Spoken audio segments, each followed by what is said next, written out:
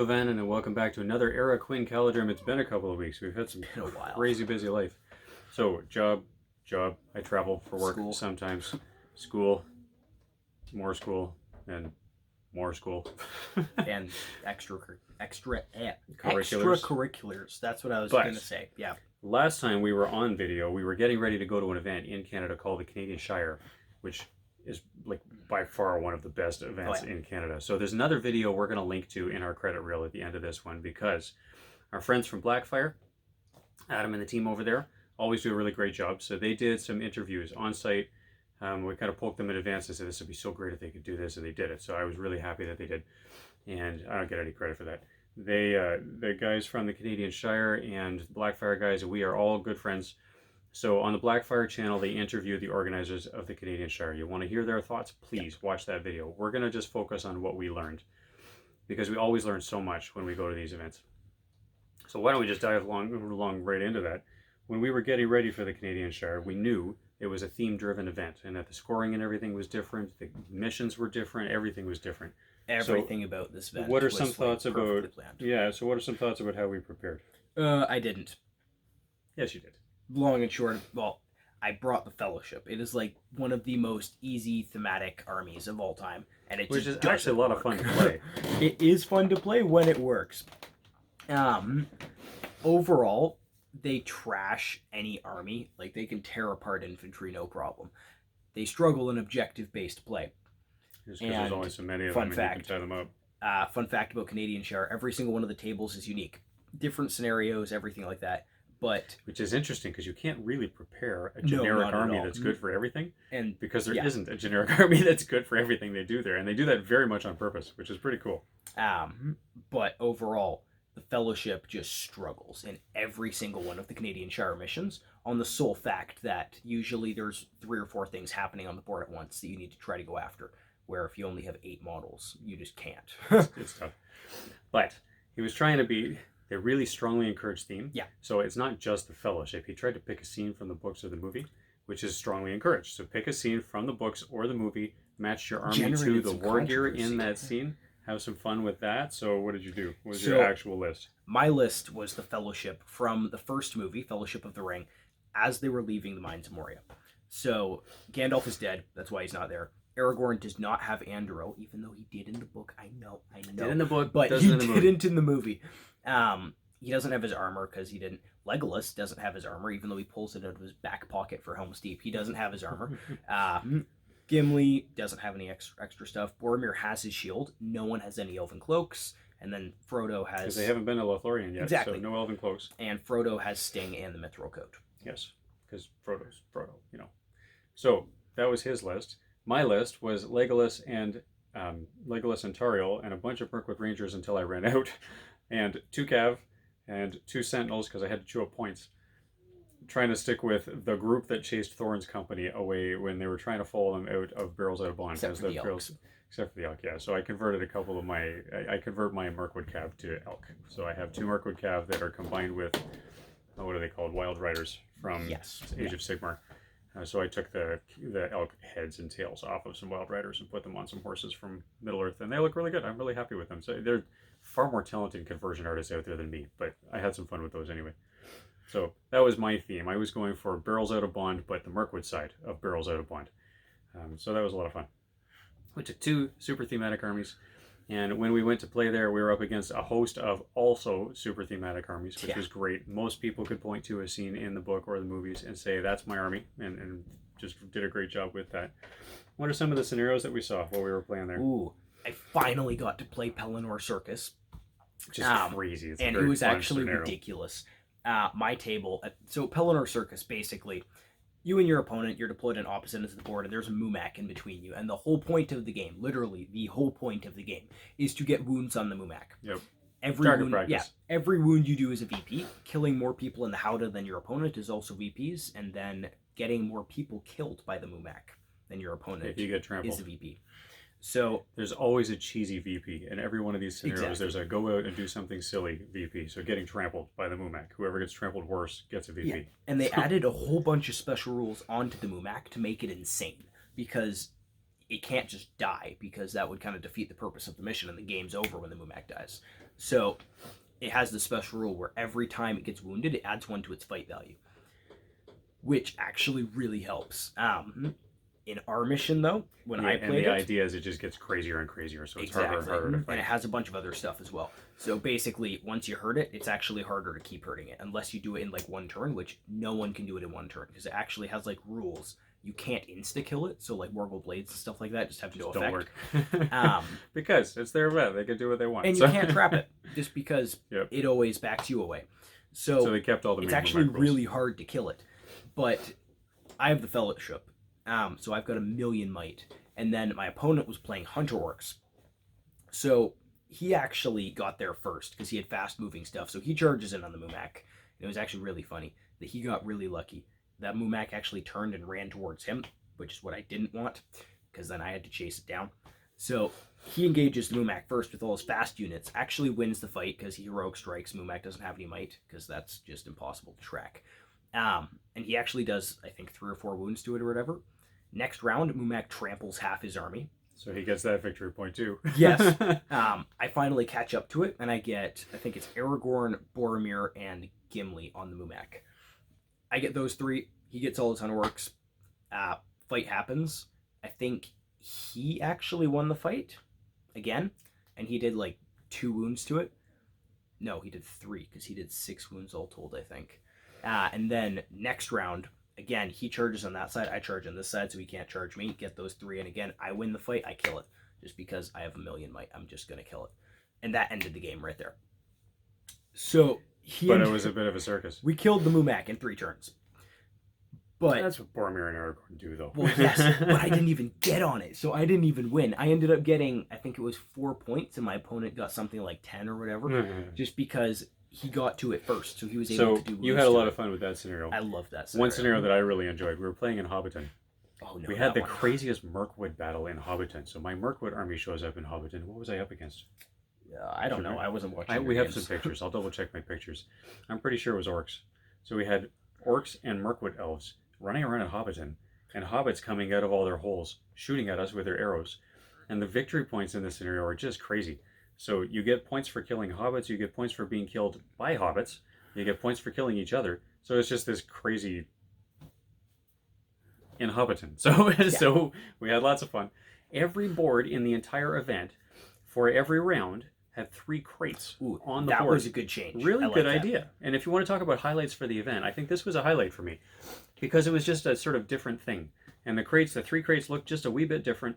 They were on every board, every game, and when you were finished your match, you were supposed to put them back where you found them. And the mission is entirely unrelated to these crates. Like, there's nothing in common at all with the crates. But when you get the crate, at the end of the game, you have to report how many crates you got to the tournament organizers. The way you get crates, by moving into base contact with them. It's not even a light object. You just touch it, and then it's yours. Exactly. Did it stay in gameplay? No, it comes off the table. Yep. So then you own the crate. It's part of your stash for the game. At the end of the game, you put them back, and then you get a raffle ticket for each of the 3 crates. Yeah. So if the crates are never engaged during the game, there's just literally raffle tickets sitting on the game. And at the end of the day, they had raffle pricing, where you would use your tickets and bid on different prizes. And you'd put these raffle tickets into a little bowl, and however many tickets ended up in that bowl, that was the draw for that prize. And each prize had a different bowl.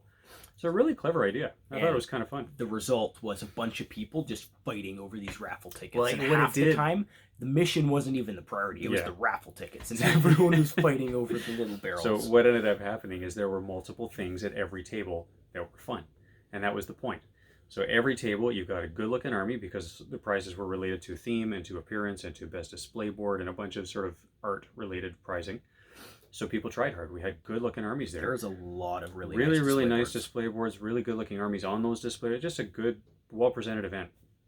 For Canadian standard, I'm sure if we went to the UK, we'd all be intimidated. But it was good. So that was one thing that would happen. You just have fun with the armies. The second thing was these crazy scenarios. So you'd have fun playing the scenario. Ooh. And everybody would try a little bit, but there were some people who just made it their mission to go play the crazy part of the scenario, and only the crazy part. So we'll see how many guys I can get trampled by the Mumak. That's all I'm going to try. Other people would just go for the crates for the raffle pricing. So every table, you had multiple things you could try. It was a lot of fun. So highlights that came out of the event for you. What was maybe one of your favorite parts of the whole event?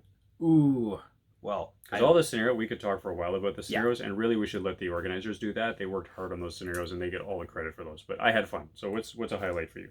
one of the big things the Fellowship is great at is just assassinating anything big. Because you go in there, you've got a mess of tier 1 combat heroes, and you've got a ring, which halves people's fight value. So, Kind of crazy. Goblin mission. Right. There's this one mission in Goblin Town where the Goblin King is on the platform surrounded by a mess of goblins. And basically, there's a bunch of other stuff going on. But in that mission, you get 3 VPs if you kill the Goblin King, because it's 1 VP for each wound you do. So I looked at that. There were a bunch of other objectives, which I knew I couldn't take because I was fighting an army that was a horde of orcs. So there's no way I'm able to hold objectives against them. I'll just kill the Goblin King, grab VPs. Legolas clears off like half the platform, giving me a nice clean shot. Him and Frodo go in and just snip, snip, cut through the blubber. There goes the king in 1 round. And that was so There you satisfying. So satisfying. The Fellowship picks targets and destroys them, right? And then just I had a scenario where we destroying had a Balrog in the middle of the board, just lashing everybody. And you had to try to do stuff around the Balrog. The mission was not the Balrog. We were trying to burn buildings down. We were trying to light hay bales on fire. We were trying to put out each other's fires. Chaos. It was absolute chaos. And just for good measure, there's a Balrog in the middle of the board. It did not move, but if you got too close, whoosh. So yeah, it was kind of crazy. So I think highlight for me was probably just the chaos of that. It was just silly, and sometimes it's fun to have a silly game. So, and I got a couple raffle tickets out of it, and I didn't lose too many things to the Balrog, and I killed some stuff, and I died, and it was just fun, good, clean, fun. And my opponent Dwayne he's always fun to play with too, so that was great. That was probably my highlight. But yes, I would say overall highlight, the scenarios were brilliant. They clearly spent a lot of time working on the scenarios. This event took a lot of effort, and you could really see it. Yeah. The rounds were all pre-planned because the purpose of the event was less about competitive and more about just thematic elements of the game. If Middle Earth SBG were a sport, this would be like the pinnacle of the sport. Like it was all elements of the game were celebrated in different ways, super well planned. So before we showed up, we didn't know this, but all 4 of our games were predetermined, and they did not depend on what you won and what you lost and how you performed in each of the scenarios. That's a thing? Oh, I didn't know that. I'm pretty sure it's true. Now, they can prove me wrong, but it was just so well planned. I think it gave them the opportunity as tournament organizers because they already knew who all was there, and it was a good versus evil format. So they matched up the armies with scenarios where they'd have fun. Honestly, I think they just worked extra hard on that, and it really kudos to them. They did a great job. Because at the end of the day, I got my voting card, where I had to vote on who I thought the best sportsman was, and I had to rank my 4 opponents. And they made it very clear. We're not saying that somebody's a good sportsman and somebody's a terrible sportsman. That's not what that was about. You're just ranking. But you had to pick, of the 4 you played, really, genuinely, who was the best of the 4 sportsmen. You can only vote for one of them to be number 1. That was tough, but good tough. But like, really, it was. You got to rank all 4 of them.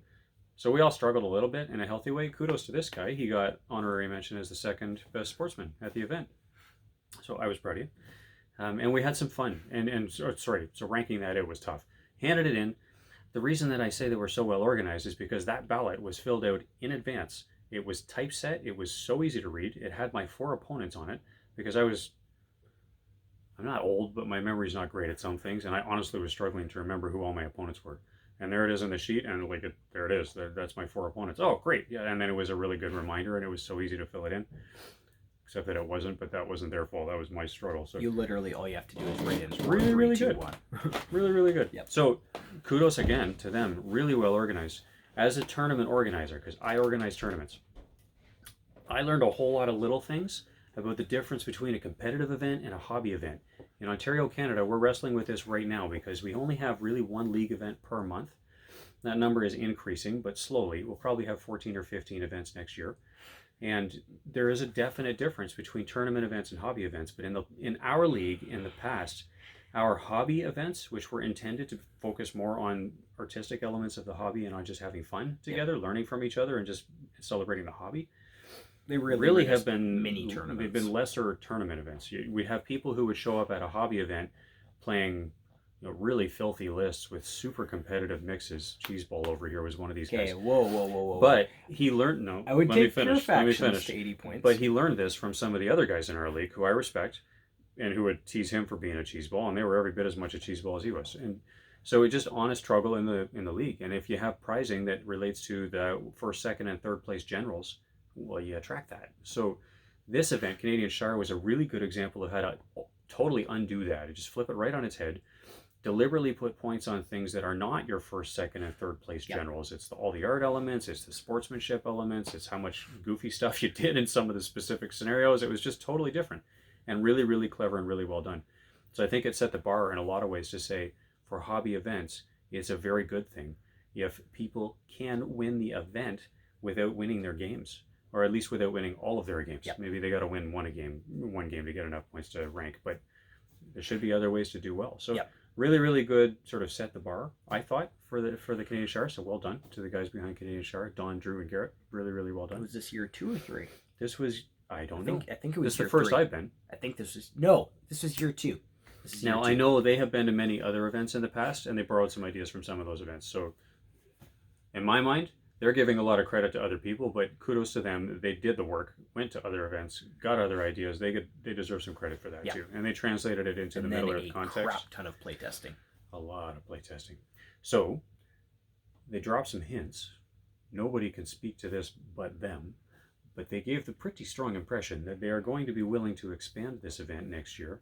They were hesitant because it's a lot of work, but they've opened it up a little bit to say that if some of the other experienced guys in the league wanted to help them, they would welcome them in to bring a scenario that's well play tested. There are some really talented guys in our league, like Michael Campbell, who made by far the most beautiful board at the Canadian Shire event. Hopefully we've got some pictures we can show off. Like to brag about our friends. Michael's work is beautiful work. He's a model train guy. The model train guys always make the best boards. So he just beautiful, beautiful stuff.